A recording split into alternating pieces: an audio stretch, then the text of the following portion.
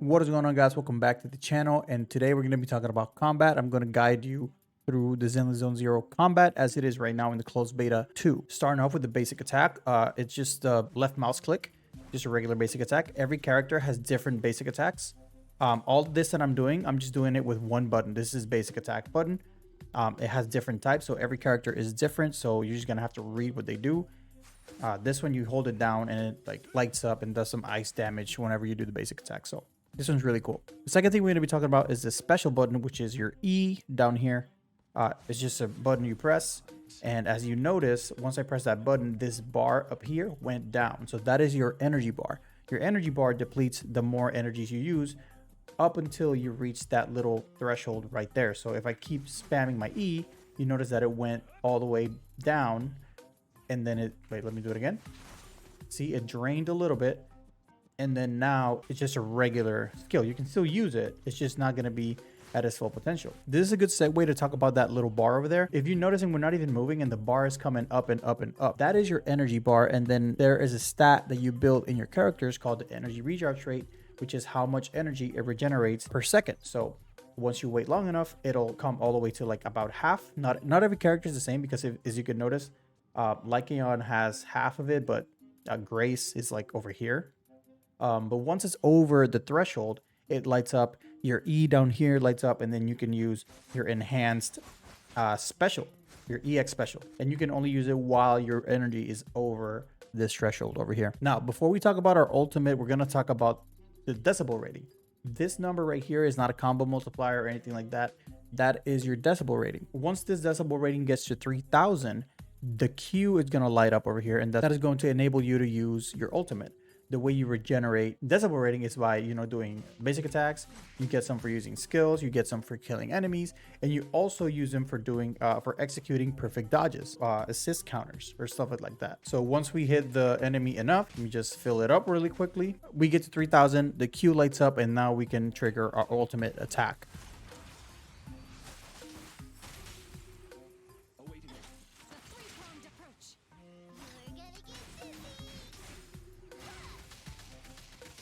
All right, so that's how decibels work and the ultimate. Now let's go over dodging. Dodging is pretty simple. That is your right mouse button. You have 2 uses of the dodge before it goes on cooldown, but it only goes on cooldown for about half a second. So you can like spam it and then it goes on cooldown, and then you can spam it again and goes on cooldown, spam it again, it goes on cooldown. This game has something that is called perfect dodge. It looks like that. Whenever your enemy is about to hit you, you execute your perfect dodge, and it looks like that. It goes into slow motion. As you can see, the decibel rating goes up if you execute a perfect dodge. And then from the perfect dodge, you can do a few things. You can go ahead and do a dodge, like a counter ability, which is your dodge attack plus your basic attack, and it usually interrupts the enemy. And then you can combo that into a basic. I got slapped, but you can combo that into a basic attack, and that is going to be your perfect dodge attack. You don't have to combo it into your basic attack. You can also use your ability, your special. So there you go. That's pretty much dodging and perfect dodging. The enemy is gonna light up, and then you're gonna press your dodge button at the exact moment, so you can get a little slow-mo, and then you can counter with your basic attack or your skill. Now we're gonna cover swapping. Swapping is easy, and it kind of is, but it's a little bit confusing on what character you're gonna swap into. So the way I think about it is, just imagine you are selecting your characters using the scroll wheel of your mouse. So if you push your mouse button forward, you're gonna scroll forward into your next character, and then if you scroll it backwards, you're gonna go back to your previous character. So you can scroll it backwards indefinitely, or you can scroll it forwards indefinitely. So pretty much you're just gonna have to keep track of what character you are in and what character you swapped into. All right, this is editing I summon, guys. I realized that I made swapping a little bit more complicated than it needed to be. All you need to know is that the space bar is going to swap into the character who is in the middle slot. So if you want to swap into the character in the middle slot, you press your space bar, and it does, and it just swaps it to there. There is a button to swap to the character in the second slot, but you have to set that up manually in your keybinds. So for me, I already have it binded to my mouse. so I can do that as well. So yeah, back to the video. Okay, now that we covered swapping characters, I want to cover defense assisting. So essentially what that is whenever you're about to get hit and then the enemy lights up, you're going to, instead of hitting the dodge button, you're going to hit the swap button, and then that is going to enable your character that's coming in to counter the enemy that's attacking right now. So for instance, let's go ahead and get on Grace. And there's also two different types of defensive assists. One of them is a parry, which is only done by, and I'll show you right now. So this little symbol right here means that it's a slashing character. And then on Lycaon, this symbol right here, it means that they're a striking character. Only striking characters and slashing characters can perform parries. Characters that have guns and projectiles that have this symbol right here, they are pierce characters. Those characters do not do parries, and instead they have a special dodge and a special attack connected to that special dodge. So I'll show you what those are right now. So we are right here with Grace. So we're going to be swapping into Sokaku for the parry. And let's see, hopefully it works. It's been bugging out. So there you go. And then you can do whatever. And then if we're in Sokaku, we want to switch up. That is the special attack that she does. If you try doing a regular dodge and doing that, it's not going to do that attack. It does a completely different attack. There we go. And then we can do it again. Oh, well, now we can't do it because it's doing the red attacks. So that's another thing. If it's red, you can only dodge the enemy's attacks. You cannot parry them. If you can only parry them if the light is orange. There you go. So depending on the character you're swapping into, you're going to perform a different defensive assist, whether it be a parry or whether it be a long special dodge. All right, now that we went over that stuff, I want you guys to pay attention to this bar right here underneath the enemy's HP and the counter that is going down. This little bar right here is the stagger bar. This stagger bar, once it reaches 100%, the enemy will reach a staggered state, which I'm going to do right now. The way you raise it is by just hitting the enemy. Once it gets to 100, it'll go like this and it'll deplete a little bit quicker. And then the enemy is going to be stunned, and then you're going to be doing 50% extra damage. Once it gets done with that, your enemy's going to go back to his regular state, and then the fight will continue like that. So your goal is to trigger your enemy's stagger so you can do more damage. Okay, now that you guys know what staggering is, I want to show you what happens when you stagger your enemy using your basic attack. Absolutely nothing. Nothing happens when you stagger your enemy using your basic attack. Now I'm going to show you what happens when you stagger your enemy using your skill or your EX skill.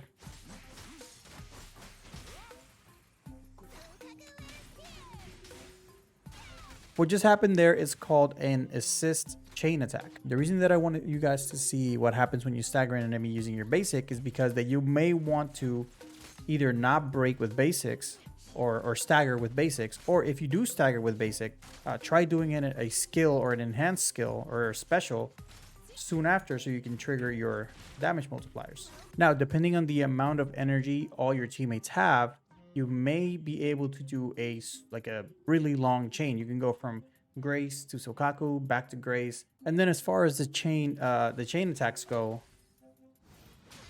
let me trigger it again.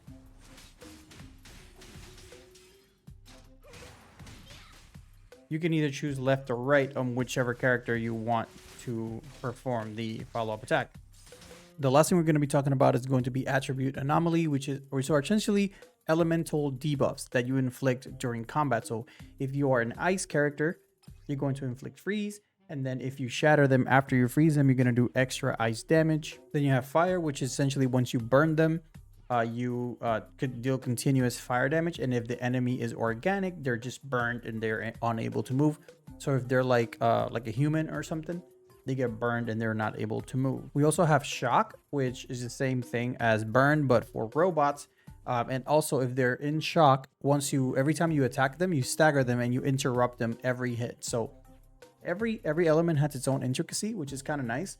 And then if the enemy is a robot, they are unable to move. So if you're going against robots, bring a shock unit for whenever you trigger the shock effect. And then last but not least, we have ether damage, which is going to cause corruption. And then corruption is essentially causes ether damage when attacked, and then also corrupted ethereal enemies will also attack both friend and foe. So you can infect one of the enemies with corruption, and they'll attack everybody. You know, they'll fight for you. And then all of that is based off your attribute mastery. The higher your attribute mastery, the more likely what the more likely you are to inflict the debuff. Right now I run this team because these are both ice, and they work really well, and also run a Bangaboo. Oh, I forgot about the Bangaboo. Okay, and finally we have our Bangaboo, which is our companion and our helper in battle. So you're going to have this Bangaboo run around while you fight, and then depending on the one you bring, it's going to help you do a lot of stuff. So I have the Sharkaboo, which you get a free one in the beta. I don't think we're going to get a free one when they actually release the game, but this one sets ice traps that do damage or ice damage to enemies. It helps me freeze the enemies. It also increases my ice agents by 25%, their damage, which I have 2 of them, and then also it boosts my agent stats for whatever is from his stats. Like, it scales off his stats. So that's another little tiny layer, and it's really not little because they help a lot. So yeah, Bungaboos, definitely don't sleep on Bungaboos. But yeah, guys, that is going to be the end of my combat guide. Let me know if I could have done a better job. Let me know if you understood everything clearly, and let me know if you enjoyed this type of content. Make sure you like, comment, and subscribe to the channel for more Zenless Zone Zero and Honkai Star Rail content. I will be bringing all of the juicy content whenever this game drops and until the beta leaves. That is it for today, and until next time, guys, see ya.